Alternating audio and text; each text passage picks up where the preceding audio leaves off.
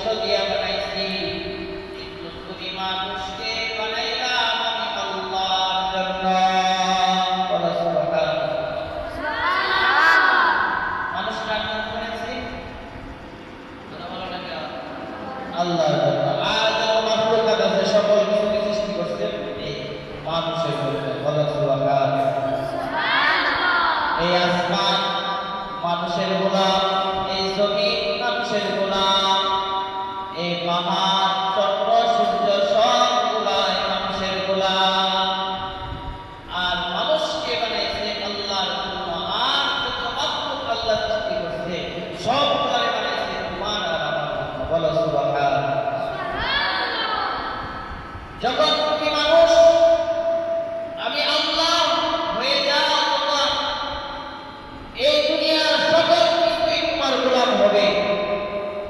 আর যখন তুমি মানুষ আমি আল্লাহর গোলামি বাদ দিয়ে দুনিয়ার গোলামি শুরু করবা, শুনে রাখো দুনিয়ার শান্তি তো পাবাই না, তোমার জন্য পরকালের ভয়াবহ আযাব রয়েছে। বলো নাউযুবিল্লাহ।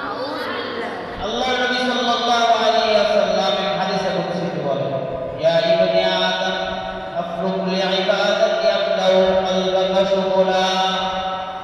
হে বনি আদম, তুমি আমার জন্য অবসর হয়ে যাও। তুমি যদি আমি আল্লাহর জন্য অবসর হতে পারো, তাহলে শুনে রাখো আল্লাহু কলবাকা ওয়ানি, আমি তোমার অন্তরটাকে অবকাবৃত্তি দ্বারা ভরে দিব। সুবহানাল্লাহ। আর তুমি মানুষ যদি আমি আল্লাহকে ব্যস্ততা দেখাও, শুনে রাখো আমি আল্লাহ যা চাই তাই হয়, আমি আল্লাহর হুকুম ব্যতীত কোনো কিছুই হয় না।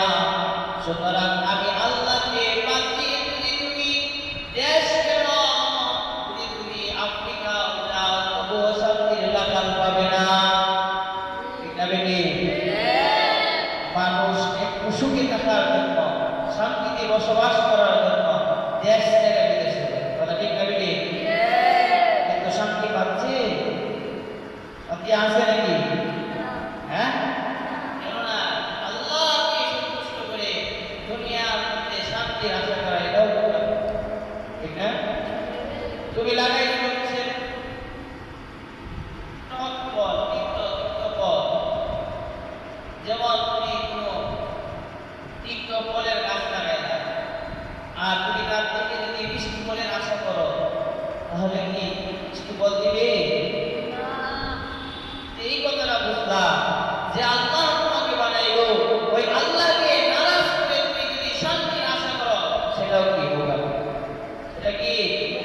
এজন্য আল্লাহ বলেন, ওয়া মা খালাকতুল জিন্না ওয়াল ইনসা ইল্লা লিয়াবুদুন।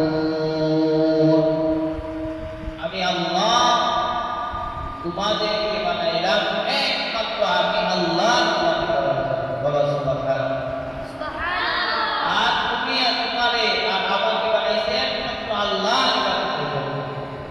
এই জন্য কিয়ামতে এমন কোনো মানুষ দেখবে না যারা, দেখো একজন ব্যাংক চালক রাস্তার মধ্যে সারাদিন ব্যাংক চালায়, এর কি উদ্দেশ্য থাকে? থাকে না?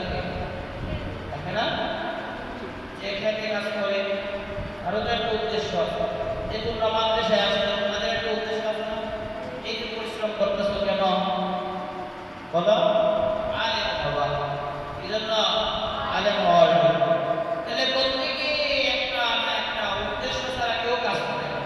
আল্লাহ তাআলা যে আসমান জমিন সাজাইলেন, এটা কি উদ্দেশ্য ছাড়া বানিয়েছে? কি উদ্দেশ্য? আল্লাহর উদ্দেশ্য কি? দুনিয়া বানানো, আল্লাহর